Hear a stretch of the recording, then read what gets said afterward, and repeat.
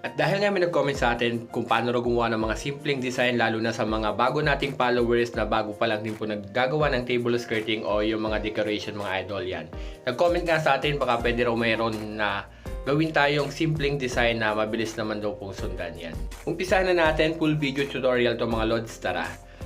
Dito nga mga idol, sa gitna ng table natin, 2 meters po yung table natin, dito tayo mag-uumpisa. Ang tela ko nga po pala dito is nasa 10 yards. Dito is magpo-fold po kayo ng pleats yan, tapos lalagyan nyo siya ng pin. Yung pleats po, at least yung pinakabawat pleats na gagawin natin dito is nasa 4 inches yan. Pipin nyo lang siya ng pa-forward, tapos ibabalik nyo lang siya para makuha nyo po yung size ng pleats yan. Medyo pinas-forward na lang natin mga idol. At sa pinaka-corner, magagawa rin po kayo ng 3 pleats mga idol na nasa 4 inches din po yung size. Sa mga hindi pa po marunong mag-pin, may video tutorial po akong nilagay nung nakaraan yan. 3 pin po or 3 pleats po sa bawat corner. At dito naman is mag-uumpisa naman tayo papunta sa left hanggang kabilang corner ulit sa left. Tapos pagdating sa dulo, gagawa lang din po tayo ng 3 pleats. Kagaya na sabi ko mga lods yan, ito na yung itsura ng 3 pleats. Tapos single pleats hanggang dulo mga idol. Tapos triple pleats ulit sa corner ng table natin. After natin dito mga lods, ipofold lang natin siya ng paloob yan. Ito na nga po pala yung isang simpleng design niya.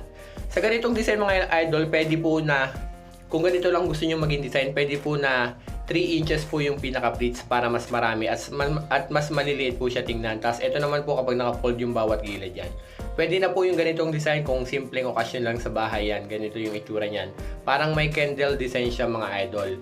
At sa mga nagtatanong naman po para sa mga video tutorial, mag-upload po ako palagi ng para sa mga beginners po na nagagawa ng table skirting yan. Ito nga po pala yung ating single pleats, tapos may triple pleats po sa gilid mga lods yan. Abangan nyo po yung part 1, yung part 2, part 3, and part 4. Ilalapag po natin sa single pleats. Dito lang mga idol is pwede nyo siyang i-fold yung triple pleats. Fold lang natin, lagyan nyo ng pin sa pinakagitna. Fold nyo ulit sa gitna yan. Bukahin nyo lang, tapos ipipin nyo po yung pinakagitna. Tapos pwede nyo siyang itupi ng mas maliliit yan. Fold lang natin yung paloob yan. Ito na yung pinaka-accordion pleats natin. Yan, mas marami na siyang tingnan kumpara kanina 3 lang yan.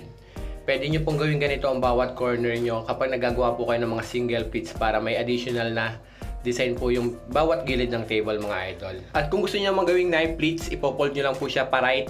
Yan, tapos pin po ulit. Dire-diretso lang natin siyang ipipin para maging knife pleats design naman mga lods yan. Kagaya ng sabi ko mga idol, kung nahihirapan po kayo magpin, may video tutorial na po kung paano nagpipin ng pleats para ilock siya ng mas maayos yan. Dito nga hindi natin siya na-focus masyado yung paglalak, pero may mga video tutorial po kung paano naglalak mga idol yan. Ito naman po yung ating pinaka knife pleats design yan. Pangalawang design natin to ng simple lang para sa mga beginners lang din po mga idol yan. Ang tela ko po dito is nasa 10 yards, pwede rin pong 8 yards sa 2 meters yan. Ganito po ang itsura niya. Mayroon siyang accordion pleats sa bawat gilid, tapos knife pleats po sa gitna. Yung mga ina-upload ko po pala na flower pole design na may scallop, pwede nyo po siyang i-apply sa gitna ng table, or yung mga flower pole design yan, pwede kayo mag-add ng isang kulay pa sa gitna kung ano po yung gusto nyong nababagay sa combination ng kulay na gagamitin nyo. Yan.